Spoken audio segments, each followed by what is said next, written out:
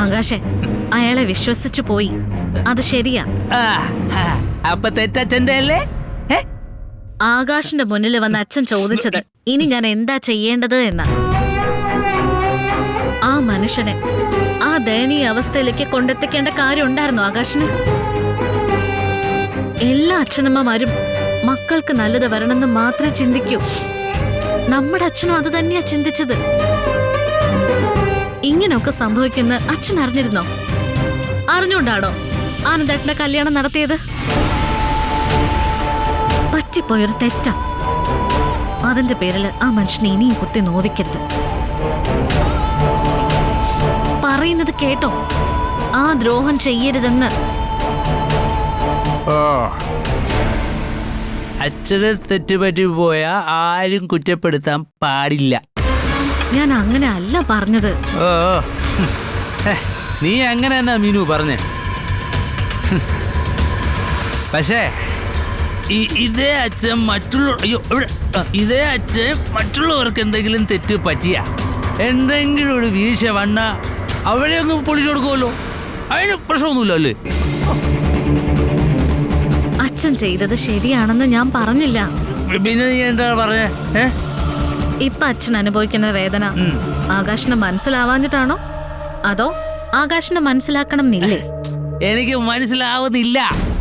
ആകാശേ, ആകാശം മനഃപൂർവ്വം ഈ അവസരം മുതലെടുക്കുവാണോ? അങ്ങനെയൊക്കെ അങ്ങനെ. ഈ ഗോപതി സ്റ്റോർ ബാലനുണ്ടല്ലോ, എന്നെ ശരി ഹരാസ് ചെയ്തിട്ടുണ്ട്. ആകാശേ, നാളെ നമുക്കൊരു മോനോ മോളോ ഉണ്ടാവുമ്പോ ആ കുഞ്ഞ് ആകാശിന്റെ നേരെ നിന്ന് ഇങ്ങനെ ചോദ്യം ചെയ്യുമ്പോഴേ അപ്പൊ മനസ്സിലാവും ഇന്ന് അച്ഛൻ അനുഭവിക്കുന്ന വേദന.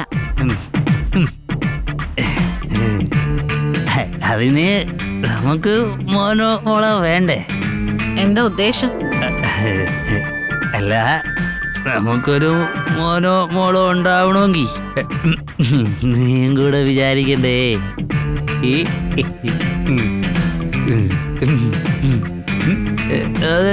അതെ, നീ അങ്ങനെ വിചാരിക്കാതിരുന്നാലേ എന്നെ ചോദ്യം ചെയ്യാനും എന്റെ നേരെ വേഴിച്ചു കൊണ്ടുപോകാനും കുഞ്ഞെങ്ങനെ ഉണ്ടാവും?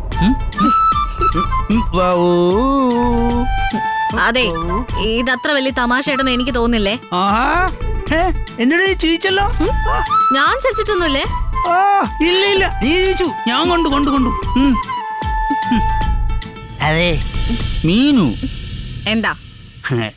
അല്ല, നമ്മള് ഇങ്ങനെയൊക്കെ തന്നെ അങ്ങ് മുന്നോട്ട് പോയാൽ മതിയോ?